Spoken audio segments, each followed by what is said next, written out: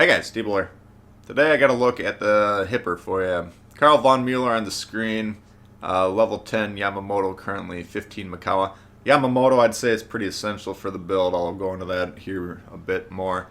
Makawa, this ship has the worst detectability at tier 7 for cruisers currently, so you can argue putting Makawa on there is kind of enhancing one of the ship's weaknesses, which is kind of a waste. I can listen to that argument. This is just kind of the build I'm playing around with at the moment, and I like to show the build that I've used for the game played. So, the Hipper is not the easiest ship to play because it's really reliant on AP. AP is a less consistent show than HE. I'd say HE-centric cruisers like the Japanese, and to a slightly lesser extent the French cruisers, are usually more effective just because they can hit targets in a wider variety of ranges. Hipper, very strong AP shells, the highest damage at the tier, in fact.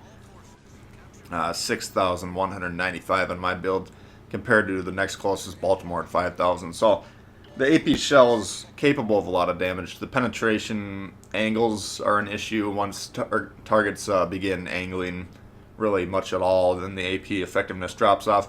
HE characteristics on the German cruiser line: good penetration, so you're likely to do some damage. Poor damage, though. The lowest at the tier, 2,500 max HE damage. So you're going to be doing some damage with the HE, but it's less effective.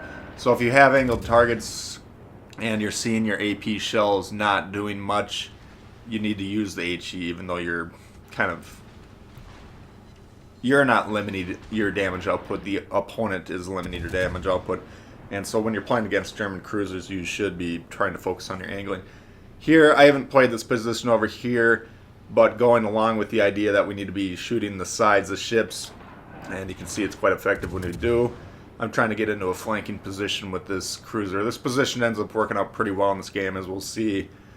But again, we're just trying to go on player tendencies. Usually players that spawn on the wing tend to drift towards the center because everyone likes to clump up in a ball, huddle under the covers, and sob as they're getting pounded. So that's a strategy you'll see very often. Anyway, we're going to be trying to utilize these islands, and we're trying to keep the islands in between the enemy and me. That'll prevent them from spotting me. Ideally, the destroyer, who's currently capturing C, did a very good job there. Will remain in a position where he can spot these ships. If he just wants to sit there doing nothing but spotting these ships, he'll actually have a pretty good scoring game, as long as I'm capable of doing damage, which you'll see we are able to do quite a bit. And we're scoring a lot of citadels. Now, when I was trying to decide which commander to level up for the German cruisers, and the Hipper in particular, because I like to play a lot of tier 7 games, Lutyens von Mueller, I like to use defensive commanders, and I noticed early on in the ship, it's kind of a slow turner. 8.6 rudder shift on mine, which is again slowest at the tier. So I was kind of inclined to use Lutyens for that reason. You can angle fairly successfully in the ship against even Battleship AP. You're not invincible, but you will minimize damage, minimize citadel shots incoming to your ship. So you can angle, but the AP is so integral to the performance of the ship that I finally decided on von Mueller. Von Mueller has the tier 3 perk that enhances his AP penetration, and you saw we have Yamamoto. Yamamoto's getting to be effective. I'm working on leveling him up over the next 2 or 3 weeks, getting him ready for cruisers in general. He's a very good cruiser inspiration. Potential British cruisers coming. Again, I have no indication that when that's going to happen, other than previously they've said it would be early on in the year. It's early on in the year, so we'll see what early on in the year actually means, but I'm getting my ships ready. So I'm taking a different approach. Normally I'm completely unready with my builds, and then we play catch up. But anyways, by focusing on the AP penetration on this line, we're scoring a lot more pens, obviously, and a lot of them end up being citadels. and you can see that it adds up to a lot of damage very quickly. Iowa's well angled. I do want to shoot him, but we're shooting HE. As soon as he looks like he's turning, then we're going to switch back to AP. In fact, I actually canceled that reload. That's how important it is. Really, with the German cruisers, you have to be shooting AP when you have the broadsides. If you're not, you're sticking with that low damage HE and you're limiting your potential damage output. So that's kind of challenging in that regard. You do have to be very active, actively choosing which shell to use, and you need to be choosing properly. So you need to know a little bit about your opponent's armor schemes, where to shoot at the ships, and shell selection. But the AP pen, primarily what you're doing there is enhancing your ability for those shells to go in at range. If you got a broadside Iowa 2 kilometers from you, you're not going to have problems penning with even the Deutsche Dewey Shear, or whatever his name is. You know, pen's not an issue at close range, but at long range, the more you work on those perks, the more you're going to be able to do the damage that we're doing here in this game. Now, this game ends up being a little low scoring. I think I'm second on my team in score, even though we end up getting a lot of damage, which is fine. But this, one of the reasons I picked this game was to demonstrate that fact. Is basically what we're doing is shooting battleships for the entirety of the game. Normally, you need to be thinking about what targets are better to shoot at and shoot at the better targets. But my goal of this game is to hold this side and clear it out. We have 3 battleships that spawned over here. The Richelieu is backing up towards Timbuktu. He's removed himself from the game. You can see that ship that's grayed out at the top of the map. He can't shoot anyone. He might as well put the controller down, finish buffing his Dewey, and then get back into the game. Because right now he's worthless. There's no map left in the game. They've adjusted the spawns. There's no map where you need to back up to start the play. Shards I can think of. There's middle. If you spawn in the middle, you can potentially back up to go to the other side of the island. There might be one other map where there's a similar play involved that's not coming to mind. Other than that, don't back up at the beginning of the match. You're going to piss everyone off. You're going to limit your effectiveness, and you might as well just not play the game. Play the watching paint dry simulator. It's just not a good play. He's attempting to get back in the play now, but you really limit your effectiveness by doing that. So that's a big no-no at this point in time. But just keep in mind, if you're going for XP, which is going to level your ships quicker, it's going to get you credits quicker. It's generally XP is a better indication of how well you've done for your team in a given game than damage. So keep that in mind. But capturing objectives, shooting cruisers, shooting destroyers, those are worth more than shooting battleships. Basically how the XP is allocated is the damage that you do to a ship is a percentage of that ship's HP, and that translates to how much XP experience you're getting from that shot. So by doing 5,000 damage on a destroyer, that's roughly a quarter their HP.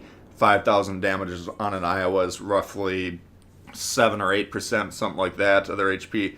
So you get a lot more XP and credits by doing 25% damage on any ship than you do by doing 7% damage on any ship. So keep that in mind. But those are good things that the ship's capable of. Excellent sonar. I believe the range is 5.5, give or take. I don't have it written down at the moment for some reason. But you can push. Destroyers are hiding in smoke. This is the ship that Nightmares are made of for you. It can push in, it can spot you from relatively long range, and then destroy you. You know, no problem there.